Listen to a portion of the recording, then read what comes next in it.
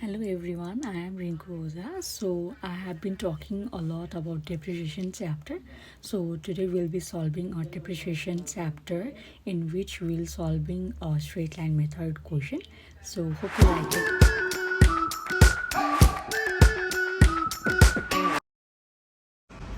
Question of a straight line method of 2067. So looking at this question, please don't be like it's a long question, we won't be able to solve it. So first we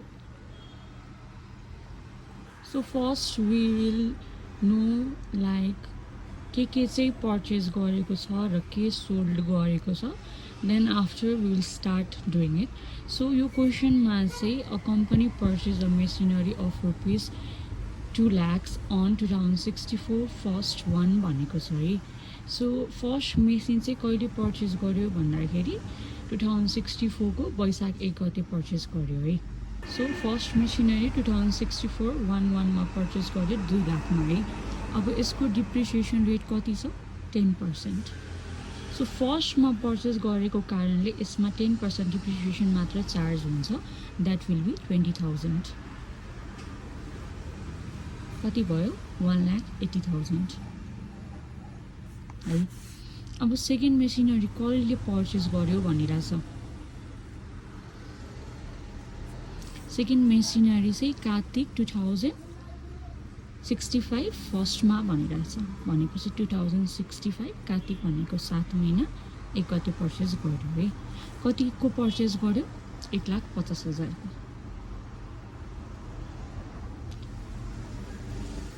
अब यसको depreciation 10% काट्ने भनेपछि 15,000 हुन्छ.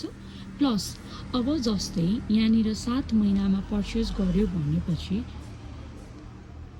7 महिनामा purchase गर्यो भनेपछि 7, 8, 9, 10, 11, 12 भनेपछि 6 महिनाको डिप्रिसिएसन हामीले काट्नु पर्यो. त्यही भएर 6/12 हुन्छ. भनेपछि 7,500 आयो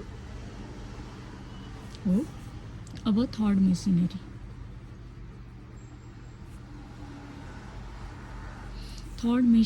चाहिँ हामीले कहिले पर्चेस गर्यौँ on same date. New machinery purchase भनेको छ 3 लाखको. कहिले भन्दाखेरि जुन दिन बेच्यो त्यही दिन नयाँ मेसिनरी पर्चेस गऱ्यौँ भन्नेछ है.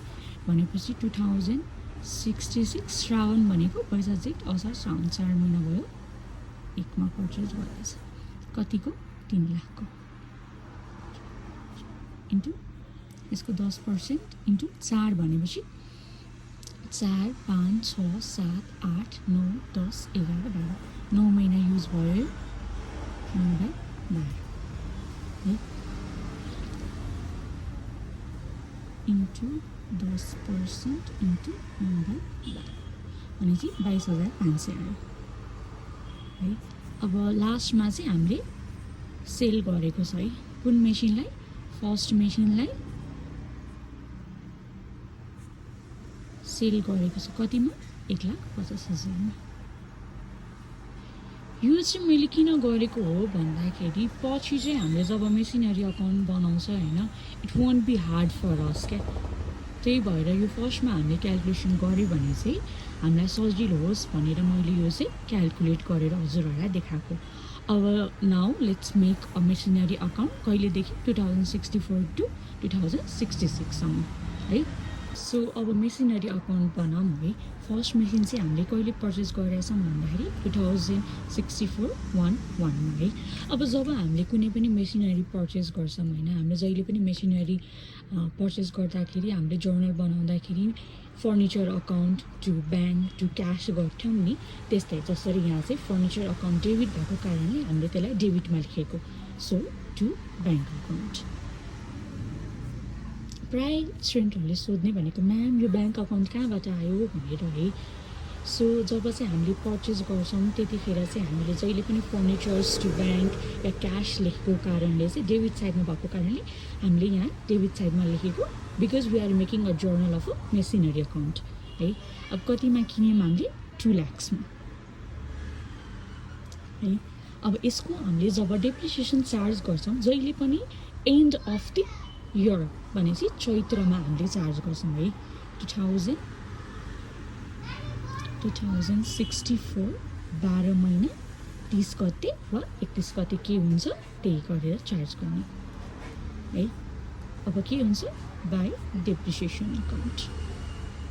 अघि मैले गरिसकेको थिएँ वर्किङ नोटमा, यसको डेप्रिसिएसन कति हुन्छ 20,000। अब सेम डेटमा हामीले अब जता पुग्दैन, जब हामीले लेजर बनाउँछौँ त्यतिखेर हामीले के लेख्छौँ, जता पुगेन त्यहाँ by balance CD. Balance CD भनेको क्यारी डाउन। कति पुगेन 1,80,000 हो। अब यसलाई क्लोज गरौँ। 2 लाखले क्लोज भयो, यो पनि 2 लाखले क्लोज भयो है। अब हामीले जसरी लेजर बनाउँदाखेरि यसलाई ब्यालेन्स सिडीलाई यता नयाँ डेटमा हामीले फरवर्ड गर्थ्यौँ हो, यहाँनिर पनि फरवर्ड गर्नु पर्यो है। 2065 के गर्नु पर्यो to balance b d brought down गर्नु पर्यो नि त 1,80,000 है। अब हामीले 2065मै अघि क्वेसनमा हामीले के गरेको थियौँ, 2065मै हामीले अर्को मेसिनरी किनेको थियौँ भनेको थियो है। So again we have purchased a new machine भनेको 2065को कार्तिक महिनाको 1 गते हामीले फेरि पर्चेस गऱ्यौँ टु ब्याङ्क अकाउन्ट। यसलाई चाहिँ 2 लेख्दिउँ है, फेरि पछि गएर कन्फ्युजन नहोस् भनेर। कतिको पर्चेस गऱ्यौँ 1,50,000को है। अब हामीले यसको फेरि डिप्रिसिएसन चार्ज गर्नु पर्यो नि त हैन, त्यही भएर 2065 1231 के हुन्छ बाई डिप्रिसिएसन। अब मेन यहाँ कन्फ्युजन हुने भनेको चाहिँ स्टुडेन्टले चाहिँ म्याम यसकोमा त डिप्रिसिएसन काट्ने हो भनेर सोध्छ क्या। होइन, हामीले फर्स्ट मेसिन किन्यौँ, अब त्यो मेसिनलाई त्यतिखेरै चलाएर त्यतिखेरै छोडिन्छ त छोड्दैनौँ नि त होइन, त्यसलाई हामी क्यारी फरवर्ड गर्छौँ। त्यही भएर यो जुन 2 लाखको हामीले पहिला मेसिन किनेको थियौँ त्यसको पनि हामीले 10% घटाउनु पर्छ। सो बाई डिप्रिसिएसन अकाउन्ट 1 है। अब म वर्किङ नोट पनि यही राखिदिन्छु, जस्तै 2 लाखको टु 10% गऱ्यो भने 20,000 डिप्रिसिएसन हुन्छ हो। हामीले 20,000 डिप्रिसिएसन लेख्नु पर्यो। त्यो डेप्रिसिएसन 1 भयो। अब डेप्रिसिएसन 2 भनेको कुन हो 1,50,000। अब मैले यहाँ वर्किङ नोटमा अलरेडी गरिसकेको छु है, 6 महिनासम्म युज भयो, त्यही भएर 7,500 यसको डिप्रिसिएसन आयो। ठिक छ। अब यसलाई हामी ब्यालेन्स गरिदिउँ, ब्यालेन्स सिडी है। यहाँ क्लोज गर्नु पर्यो। 1,80,000 प्लस 1,50,000 भनेको 2,30,000 होइन, 2,30,000 2 lakhs होइन 3 lakhs सरी 3,30,000 यसमा पनि 3,30,000। अब ब्यालेन्स कतिले पुगेन, ब्यालेन्स 3,02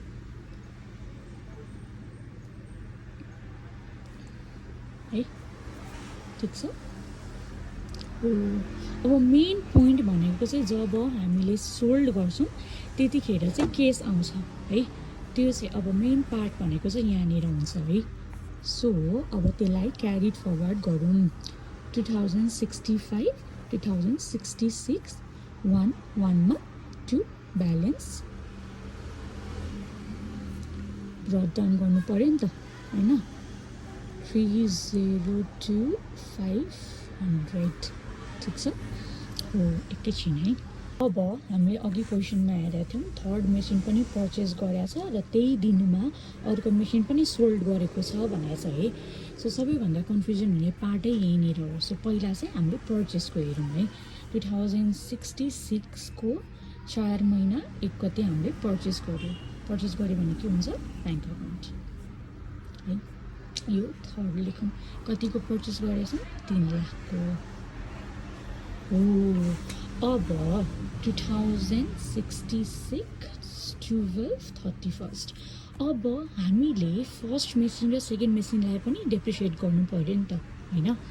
सो हेर है, यहाँ चाहिँ के हुन्छ भन्दाखेरि फर्स्ट मेसिनलाई नै जस्तै यहाँनिर के भनेछ भन्दाखेरि हामीले चाहिँ फर्स्ट मेसिनलाई नै सोल्ड गरेछौँ कति 1,50,000 भनेपछि कुन महिनामा सोल्ड गर्यो 4 महिना 1 गते भनेपछि त्यो मेसिन त युज भयो नि त सर्टेन टाइमसम्म होइन 3 महिनासम्म त्यो मेसिन युज भएको छ त्यही भएर यसको डेप्रिसिएसन चाहिँ यस्तो हुन्छ अब हेर्नुहोस् है बाई डेप्रिसिएसन अकाउन्ट के हुन्छ भन्दाखेरि 2 लाखको मेसिन थियो होइन त्यसको 10% काट्यो कति महिना 3 महिना 12 अब यसलाई क्याल्कुलेट गरौँ होला इन्टु 10% इन्टु 3/12 भनेपछि 5,000 आयो यसको डेप्रिसिएसन हो this is the most important part है जहाँ चाहिँ स्टुडेन्ट धेरै नै कन्फ्युज हुन्छ कि म्याम 5,000को डेप्रिसिएसन कहाँबाट आयो भनेर कुनै पनि मेसिन तपाईँले बेच्दाखेरि त्यसको कति टाइमसम्म तपाईँले त्यसलाई युज गर्नुपर्यो त्यो हामीले हेर्नु पऱ्यो नि त सो यो मेसिन चाहिँ 3 महिनासम्म युज भयो अनि बल्ल बेचिएको थियो 4th मन्थमा त्यही भएर चाहिँ यसको 3 महिनाको डेप्रिसिएसन काट्यो र डेप्रिसिएसन आयो है अब यो फर्स्ट लेख्दा हुन्छ है यहाँनिर अब फेरि बाई डेप्रिसिएसन गर्नुहोस् डेप्रिसिएसन अकाउन्ट सेकेन्डको अब सेकेन्डको चाहिँ कति थियो 1,50,000 थियो अब 1,50,000 को 10% भयो भने कति हुन्छ 15,000 है म यहाँ साइडमा लेखी पनि दिन्छु इन्टु 10% गरेको है ठिक छ अब बाई डेप्रिसिएसन थर्ड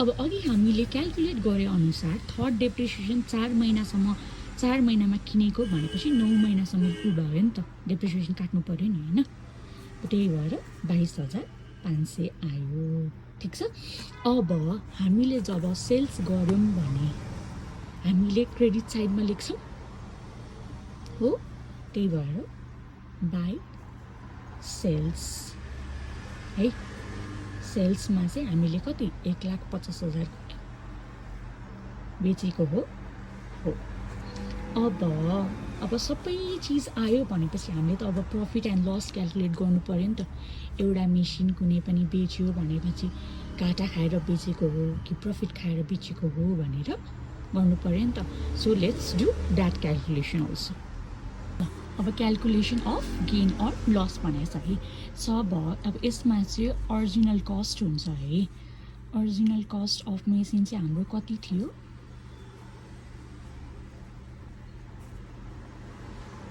हामीले 2 लाखमा पर्चेस गरेको थियौँ फर्स्ट मेसिनलाई बेचिरहेको हो नि त होइन त्यही भएर अब यसको डेप्रिसिएसनको पर्सेन्टेज कति छ 10%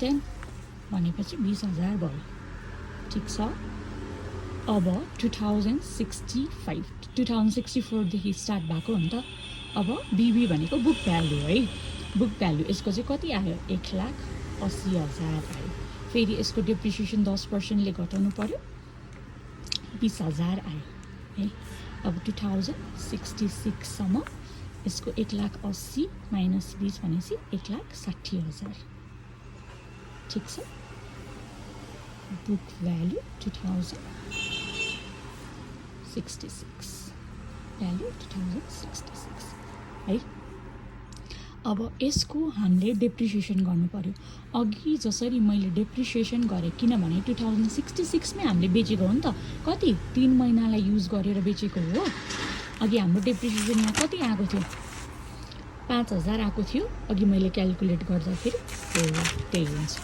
है कन्फ्युज नहुनु होला यहाँनिर सो यसको प्राइस चाहिँ अब कति हुन्छ 155 यो चाहिँ कहिलेसम्म हो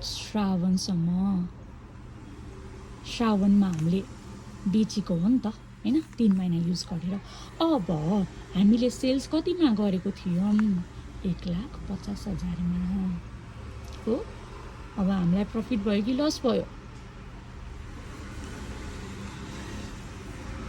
किनेर डेप्रिसिएट गर्दाखेरि 1,55 भयो अब बेच्ने बेलामा चाहिँ 1,50 भयो भनेपछि त हामी त लस खाएनौँ त 5,000 को भनेपछि यो लस भयो है अब यही लसलाई यो अमाउन्टलाई हामी यहाँनिर तान्दियौँ बाई लस on machinery.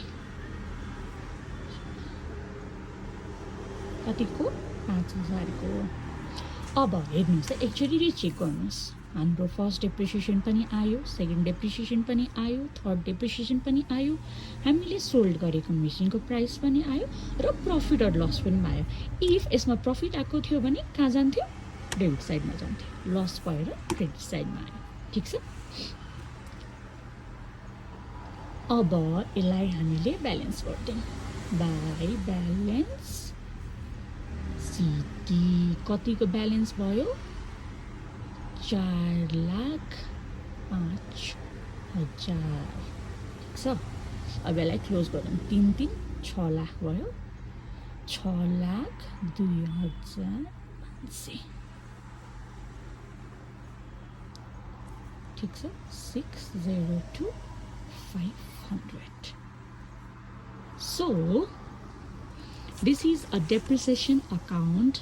त्यो पनि स्ट्रेट लाइन मेथडको जहाँ चाहिँ दुईटा मेसिन पर्चेस गर्यो अगाडि, त्यसपछि तेस्रोमा जब पर्चेस गरियो फर्स्ट मेसिनलाई सोल्ड गरियो. So most asked question is this. So thank you for watching. Thank you.